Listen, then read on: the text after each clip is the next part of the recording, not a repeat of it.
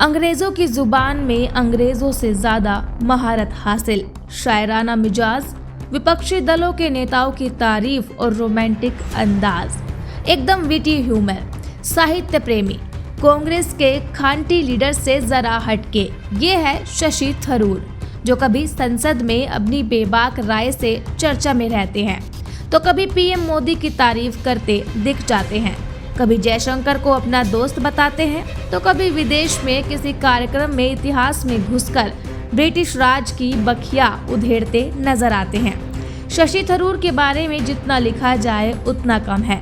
फिलहाल ये जानना जरूरी है कि कांग्रेस पार्टी से उनकी नाराजगी अब काफी आगे बढ़ गई है। उन्होंने यहाँ तक कह दिया है कि अगर कांग्रेस को उनकी जरूरत नहीं है तो उनके पास अन्य विकल्प भी मौजूद है।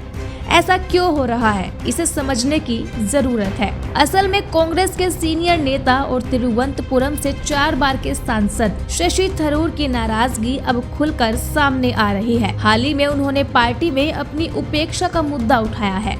इसके बाद से ही राजनीतिक हलकों में अटकलें तेज हो गई हैं कि क्या थरूर पार्टी से दूरी बना रहे हैं या अपनी भूमिका को और भी मजबूत करने की कोशिश कर रहे हैं। राहुल से उनकी मुलाकात भी हुई है, तो आखिर वो क्या चाहते हैं या पार्टी उनसे क्या चाहती है। पहले तो ये समझिए कि थरूर को लगता है कि कांग्रेस नेतृत्व उन्हें नजरअंदाज कर रहा है। उन्होंने हाल ही में केरल कांग्रेस में नेतृत्व की कमी पर खुलकर बात की और पार्टी में अपनी भूमिका पर चर्चा करने के लिए लोकसभा में विपक्ष के नेता राहुल गांधी से मुलाकात भी की। लेकिन ऐसा लग रहा है कि इस बैठक से उन्हें कोई स्पष्ट आश्वासन नहीं मिला, जिससे उनकी नाराजगी और बढ़ गई। उन्होंने मीडिया में बयान देते हुए कहा कि अगर पार्टी को उनकी जरूरत नहीं है तो उनके पास विकल्प खुले हैं। गौर करने वाली बात यह है कि थरूर ने केरल की वामपंथी विजयन सरकार की नीतियों की तारीफ की थी और प्रधानमंत्री नरेंद्र मोदी की अमेरिकी राष्ट्रपति ट्रंप से मुलाकात को भी सराहा था। इसके बाद कांग्रेस की केरल इकाई के मुखपत्र ने उन पर निशाना साधते हुए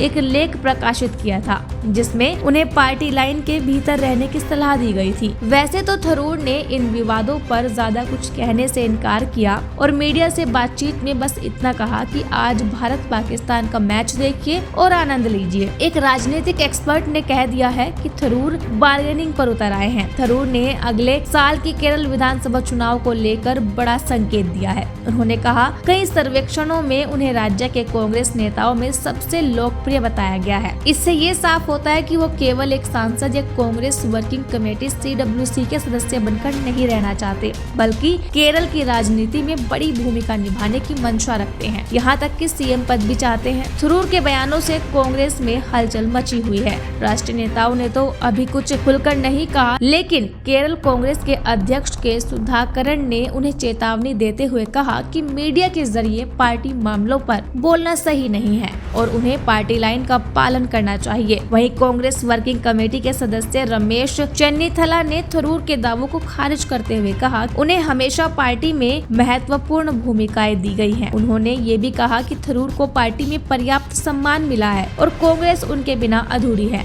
वो कई बार कह चुके हैं कि बीजेपी में नहीं जाएंगे, लेकिन थरूर की नाराजगी क्या केवल असंतोष है या फिर वे सच में पार्टी से अलग होने का मन बना रहे हैं? इस सवाल का जवाब फिलहाल स्पष्ट नहीं है। कुछ एक्सपर्ट्स का मानना है कि वे पार्टी नेतृत्व पर दबाव बनाने की रणनीति अपना रहे हैं ताकि उन्हें राष्ट्रीय या केरल स्तर पर अधिक महत्वपूर्ण भूमिका मिले।